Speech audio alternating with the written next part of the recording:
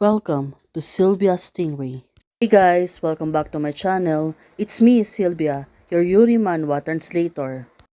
Hey guys, good morning. Let me present you the new chapter of There Always Teacher Asking for Parents, chapter 73. So here it is. Let's read the story.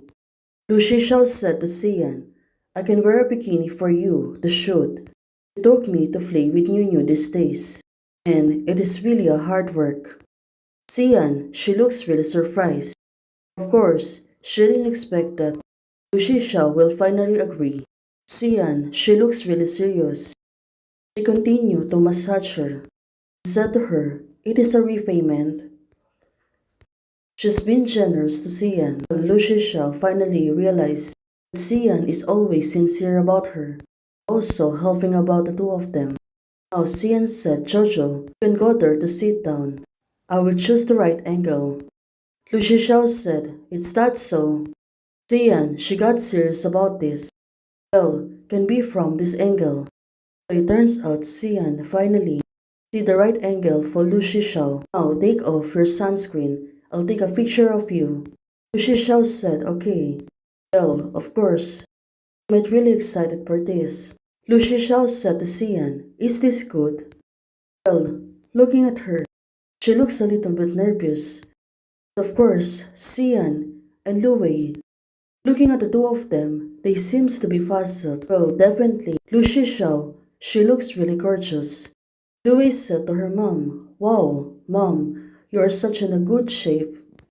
Oh, this kid. Of course, after hearing this, Lu Shishao, she got really confused. Xian said, it was good. It is really very good. For Lu Shishao, she really did a great job. Looking at her, she is really posing good.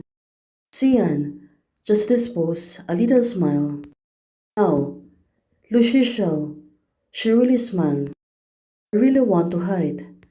As own by herself. Oh, definitely. She looks really stunning. Lu Shishao said to Xian, this time, the photo is not allowed to be circulated. Well, Xian said that was good. Also, she was still stunned. You're also not allowed to collect privately. Mom, come here. Take two or more pictures on the beach. Her daughter said to her. Xian, she was left there alone. Well, she's been puzzled. Didn't agree to what she just said.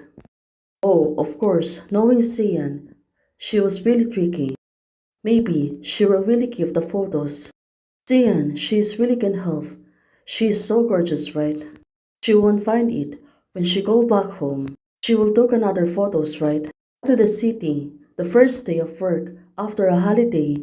Now, Director Lu Shishao, she seems to be busy and also she looks really angry. You actually tell me that the item is really cheap, but there's no revision book. I read the WeChat this morning. I just found out that Manager Chi had said it earlier. Which now Lu Shishao seems to be surprised. WeChat. Chitang said to Lu Shishao, just send me a message and the person below said that the email was deleted by mistake. Lu Shishao said to them, well, definitely, she's really getting angry right now. Now, contact the customers. Start to recover the loss. Yes, Director Lu, Shitang said to her, but my ugly words are ahead. Pay a single batch of goods. The two of you will. Well, she's really getting angry. I'll try my best to remedy it. Please rest assured. You can go out and let me know if there is any progress. Now, it's been fast 7 days and Xian, you haven't seen a revision book and also a payment for the goods. Now, she looks really worried about this. Well, this is not good, right? Suddenly, her phone is ringing. Now, she take a look and who's the person who's calling her. So it turns out it was Xian. She was downstairs waiting for her.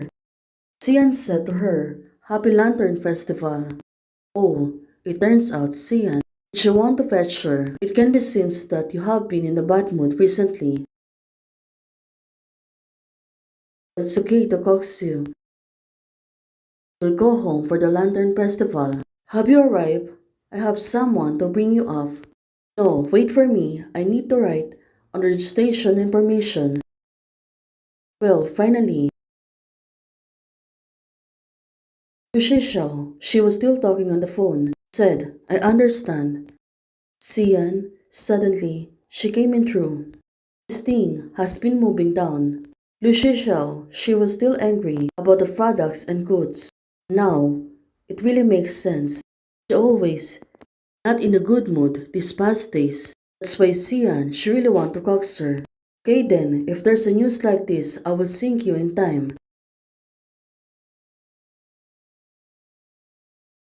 It is Lucy Shaw, I know. Sian, she noted herself that Lucy Shaw, she was really a hard-working person. And when hugs him, and he kisses softens on Lucy Shaw. Well, this girl, she's really getting tricky. Jinyan suddenly came in. Director Lu, the customer has sent her vision book. This is an electronic feast. You can take a look. Of course, Sian, she really want to avoid. She can see me. It's good to revise the book and you can continue to follow up for the rest of don't make any mistake. Chanyan said, alright, over. Anything else? No, no more. Chanyan said to Lucia. But when she looked on the side, seeing Sian right, don't need to hide, your friend has already seen you. Lucia said to Sian. Well, finally she knows that it makes a mess. For you, I will explain it. To her, well, did you ask her about me? Lucia said to Sian. Well, of course. Sian said to her, absolutely not. Well, she don't need to ask Sian about Lucia, right? But of course, she knows that. Lucia's know. Is she really doubting about Sian? Sian right now said, of course. Well, it seems that Lucia, her mood is really getting better. Director Lu, since your work is over, now, Sian said to her, after work, we can go home for the Lantern Festival. Well, definitely. Lucia right now, she really feels loosened.